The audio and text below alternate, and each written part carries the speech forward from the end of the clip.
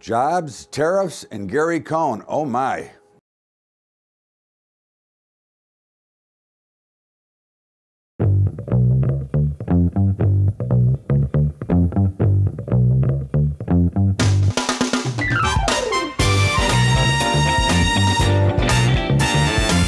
What's up, everybody? Welcome aboard. It's Bubba's Bottom Line, and of course, this is our weekly show in which we kind of go over last week's action and look into the upcoming action. I think last week we had some major stories and a lot of things happened. And of course, the markets pushed higher. The Nasdaq made another new record high after coming back from the depths of the downwards. And you know, again, we had a lot of things happen last week. I think obviously the first story of the week was the Gary Cohn resignation, and of course he resigned based on he didn't like what I guess Trump was doing with the tariffs and things like that, and it sent a shockwave through Wall Street on Tuesday night, sending the Dow down about 400 and the S&P down about 40 points, and it was pretty easy to see that was going to reverse. Now, again, I did not expect it to go all the way back up and yet finish the week like it did.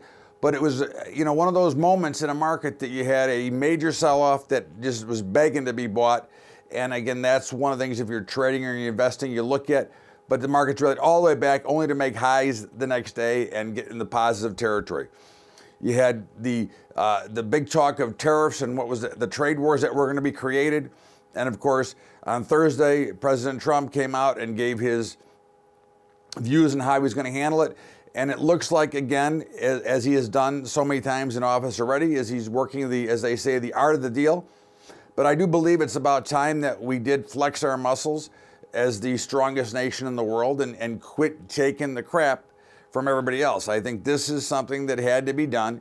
I think it will work out better for everybody. I think that it will help put NAFTA back together, but put it back together on a scale that it's fair instead of where we're just always giving it away. And I think that's one of the things we're looking at is, again, why should we continue to give everything away? I think that you've seen very good examples of President Trump making these decisions as a businessman versus as some political guy that just wants to take advantage of what he's in. So I think that this is, again, a very good sign going forward. And of course, the jobs number on Friday was, I guess, a blowout number, if you want to look at it that way. 313,000 versus the 200,000 expected. But when we look at the jobs number, okay, what are the things that we see here? We see wage growth did not grow. In fact, wage growth declined from last month. So again, we are in a 45-year or so stagnation of wages. And so what difference does it make as the jobs? And of course, you know, the jobs market is another supply and demand market, and there's still plenty of people looking for jobs. I know you heard last week, if you watched any of the news, you heard about the JOLT report and more people are quitting their jobs. Yeah, they're quitting crappy jobs to find other crappy jobs. There is not still the great job market out there. Yes, they're creating more jobs. But again, part of this whole trade war, tariffs, and things like that is to build so that we can bring manufacturing back into this country and start to see some really good jobs instead of continuing to provide more service jobs. I think that that's something that we have to look at from a real basis standpoint is where are we going from here? And are we going to see and experience true growth? And obviously, the Federal Reserve is mixed up again as usual, which we will cover in my commentary because again, unfortunately, they're an easy target, and unfortunately, the most powerful organization in the world is a weak target, which just is beyond me that we consider and look at it. But if we go back and look, so we saw last week we had a terrific run up in the markets after the beatdown. So now are we back up and are we going higher again? Well, I think if you take a look at the chart, what you're really going to see is you're going to see the charts are in mid-range from the highs and the lows. I think you're going to see that we're up at a resistance level. Now, again, that doesn't mean it's going to fail. Again, I still personally believe that the markets are headed lower. But this would be a key decision point from where we stand as to if the markets are going to go lower or not, because here we are right at resistance, and if they fail from here, that would be another lower high. That would be a sign that we're going to go down, at least test the bottom end of this range. If not, then we might break out and go to new highs. Again, there's no way to know it, and that's why we have to be very careful of how we try to play these markets. Here, if you're going to play as a trader, you'd want to be short first, but knowing that if it breaks out, then you'd have to reverse and cover your position. Because again, you are at the top end from a technical standpoint of a resistance level. I think another thing to take away from last week is the volume was actually pathetic, especially Friday, into a huge number. Okay, we did on Friday about 50% of new normal volume on that big rally. So that was really just a rally of more of a screw the bears rally. It was more probably some short covering. It was more probably a little bit of a beatdown, but the volume was so bad and there was not one real attempt at any sell-off. So there was either no attempt at taking any profits or no attempt at doing anything, and the market just kind of ground straight up. It was just, again, it was an ugly day if you were trying to trade into it, unless you were just a buyer. Right? But if you're looking at spots and trying to trade both sides, you could never make money on the short side of the market. It just continued to go up, and that was pretty much all the exchanges, the Dow, the S&P, the NASDAQ, and the Russell.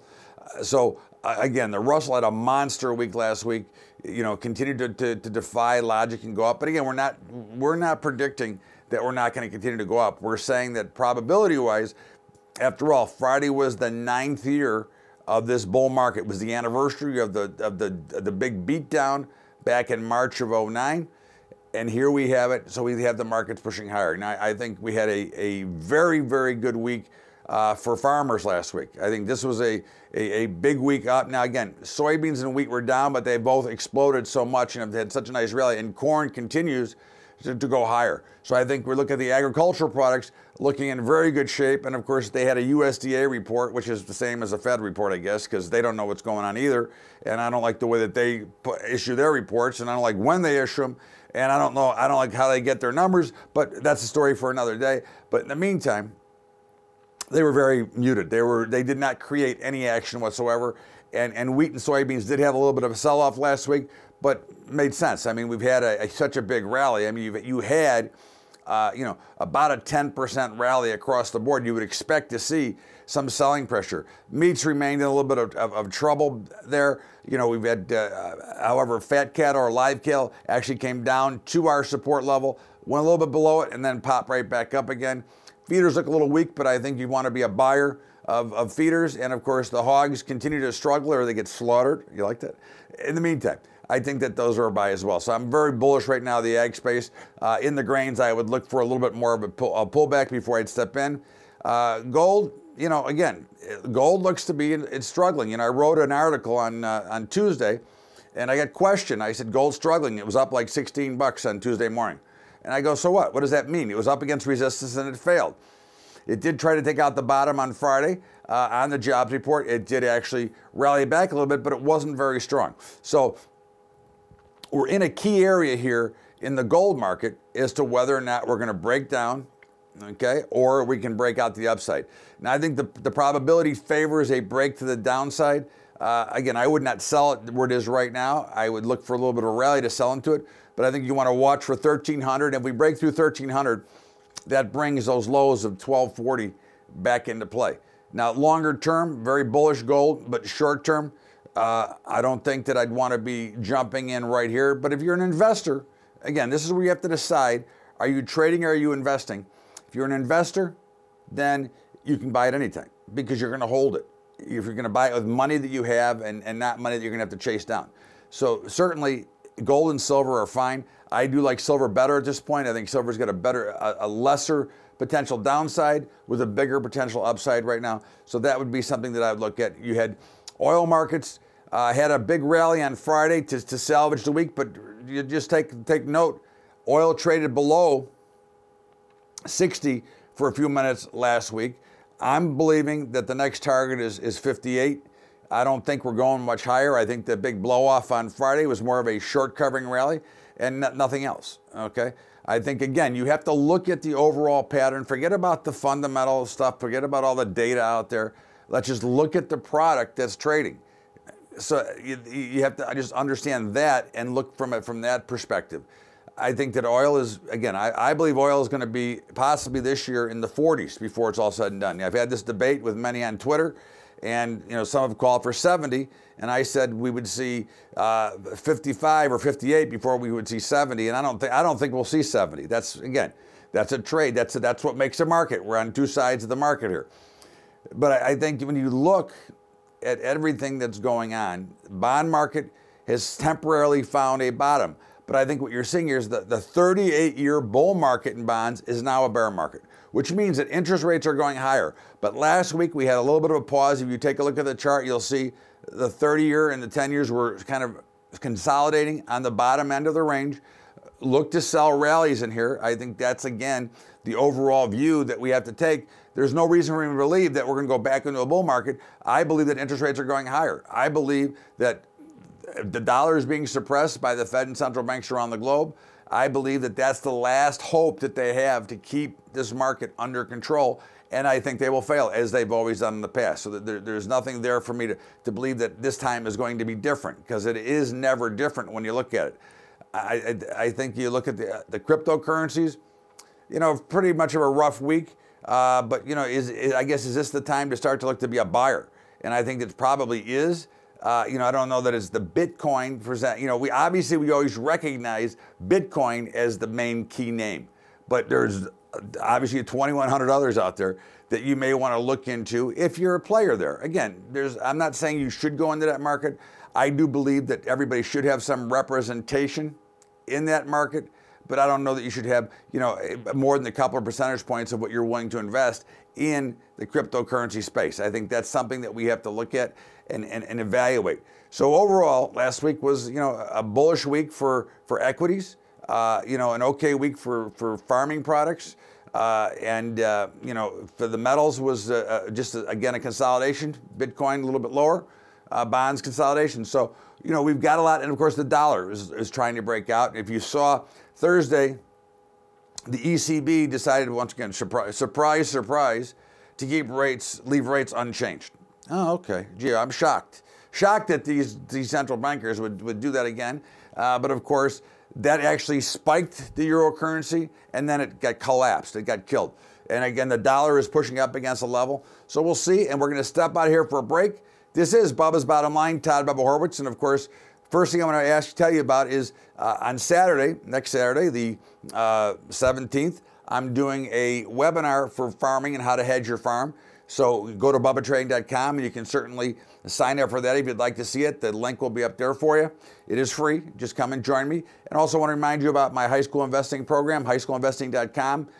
We've been doing this again for 7 years, and we're trying to continue to do it, but it's becoming an albatross around me because I give it away for free. And of course, it's a very expensive program. The software alone costs about $30,000 a year.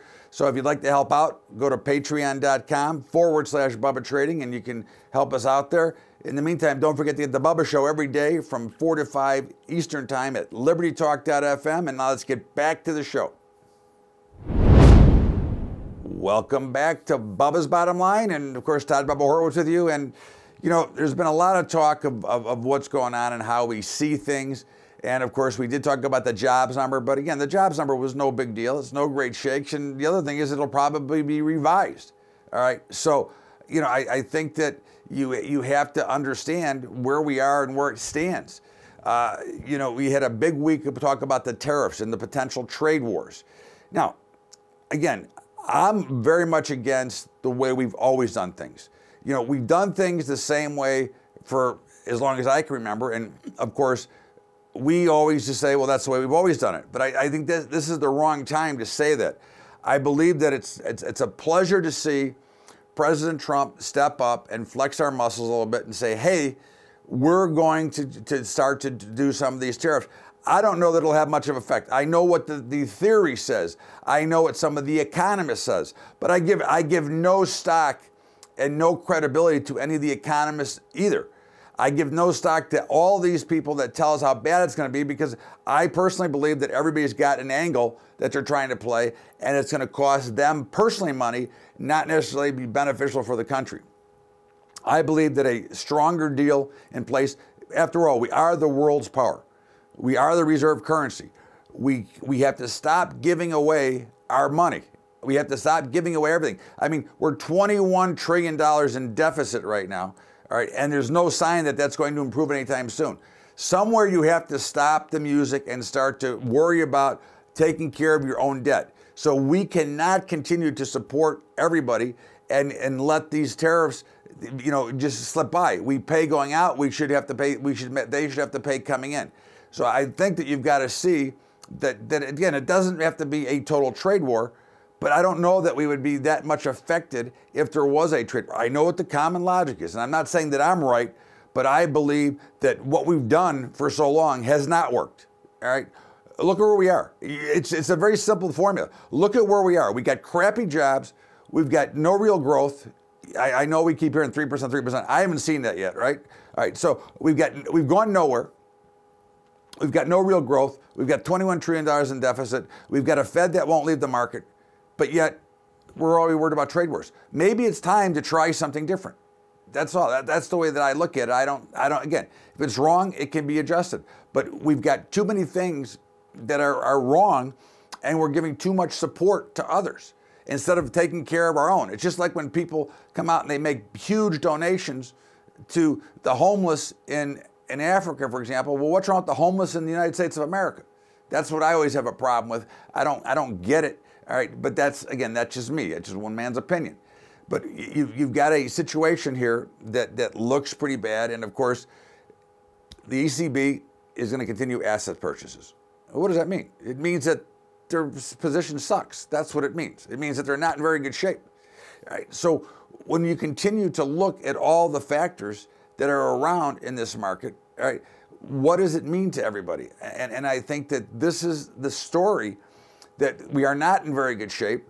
And this is something that we'll get more into our commentary, but I understand what's going on, and I can see the financial revolution, which is in the cryptocurrencies, and now a New York judge now deems the cryptocurrencies as a commodity.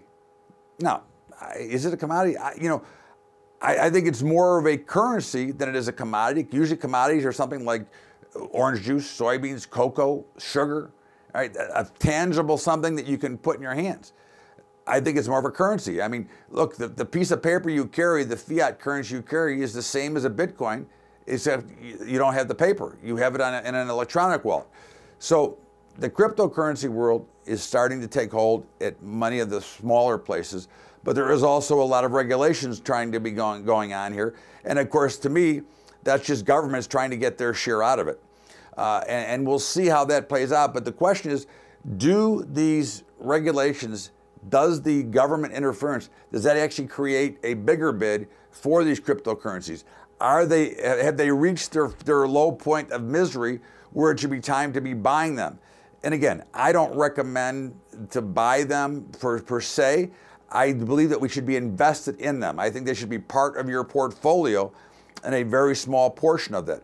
But again, I think they're real. I think you're going to start to see many of these smaller, some of the third world nations start to adopt these currencies as their own.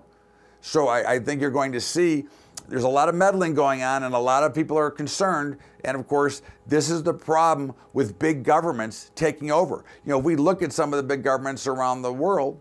Japan, they own 55% or 60% of their own stock market. You know, what does that make it real? We have this big problem with all of this manipulation. We have this big problem with the manipulation of currencies. There, I go back to, I want to see the free market, okay? In like the free market in cryptocurrencies, I want to see the free market in everything that we do, all right? Now, on the tariffs, what does that mean for NAFTA?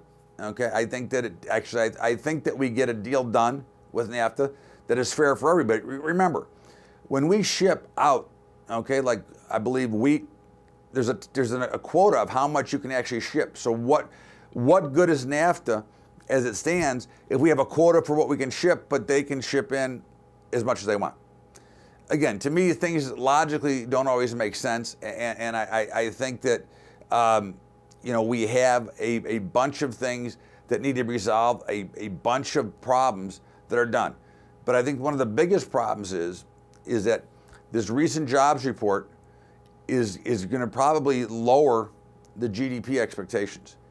I think that, again, when you see the lack of wage growth, when you see the underlying part of this report, the market rallied. Now, if the market was really that strong, if the jobs number was really that hot and that good, then the market probably should have sold off. You would have thought when you saw the original print that it would have been created a sell-off, because it would indicate that the Fed might be willing to raise. And of course, the Fed has been having a very dovish conversation the last couple of weeks preparing for this. So you would have thought that if it was really that great, you might have seen a little bit of a hike in rates. But you didn't see that. And I think that is a telling story. The lack of volume is a telling story as well. I think that you've got, a position here that is very telling, right? That, we're waiting, and I think that the bubble that we're in, and I believe we're in a bubble, okay? And again, it doesn't mean it's going to pop today or tomorrow. I just believe that this is a bubble. I believe valuations are off. I believe that everything we're seeing is more of a mirage. And I think that really the bubble is just really waiting for a pin to pop it. Now, again, when will it pop? If I knew the answer to that, that would be it, but I don't. All right. Again, this can continue. Listen, it's been 9 years, a major rally. I can't tell you when it's going to stop. I can tell you that right now it looks like this could be the opportunity. But now we've been here before where we've had these big sell-offs and then we've rallied right back and making new highs. Now, again, as we said when we opened the show, we're right at resistance. So if it goes out and breaks above, there are some people calling for 3,200 in the S&P. I mean, I don't go out that far, but it could happen. And again, it would not totally shock me that this bubble could continue to grow. You can't, obviously trying to time when a bubble is going to pop. That is really comes down to what the investors are doing. And I think one of the things we have to look at here is the interest rate market, the 10 years. I believe the 10 years are going to go over 3% in the next couple of weeks. Okay, maybe this week. So if that happens, I believe that will take some money out of the market. Okay, I believe there's a lot of people that would really like to be out of the stock market right now. Again, not because there's anything wrong with the market, but if you're 65 years old or 70 years old and you've got all your money in the stock market right now, are you prepared to take another hit?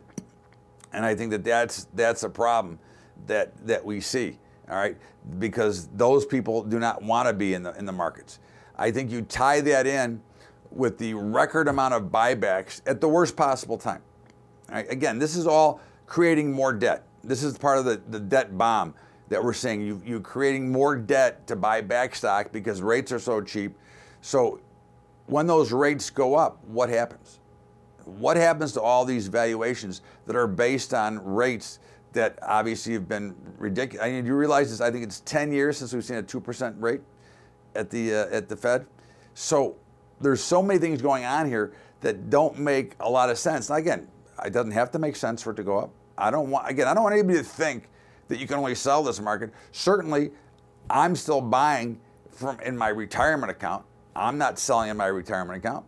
I've never sold in my retirement account. I continue to buy.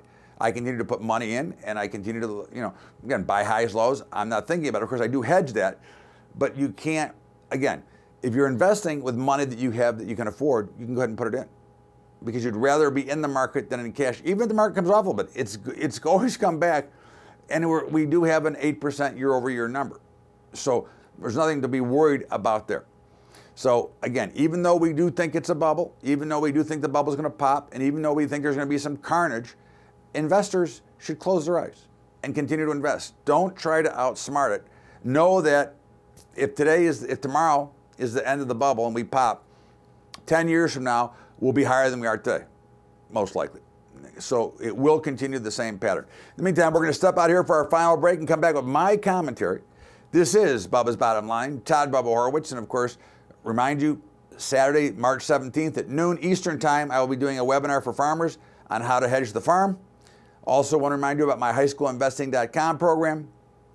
Again, we give to high schools, and if you're not familiar with it, we are out in 340 high schools right now. We're trying to get obviously to 30,000, but we give away the program so the school district, nobody has any cost. I eat all the costs, but I'm now looking for some help. And if you'd like to help out, go to Patreon, patreon.com/Bubba Trading. And of course, don't forget to catch the Bubba Show every day at 4 to 5 Eastern Time on LibertyTalk.fm. And don't forget, we got the NCAA's coming up this week. Very exciting. In the meantime, let's get back to the show. And welcome back to Bubba's Bottom Line. And of course, you know it's my commentary piece, and who would have wondered that it would be about the Federal Reserve? But, you know, look, the Fed is so antiquated. Again, I'm a believer that they should have never been created, but they are. Here's what we have. But they're so far behind the times, and their history shows that they've never pulled out and made the right decision at the right time. They have created more bubbles and more problems than anybody. And again, this is something that they've done since 1980. They have created every bubble based on their monetary policy, which is ridiculous. I think that the Fed shows you how weak they are and how thin-skinned they are because, again, we've been at these rates forever.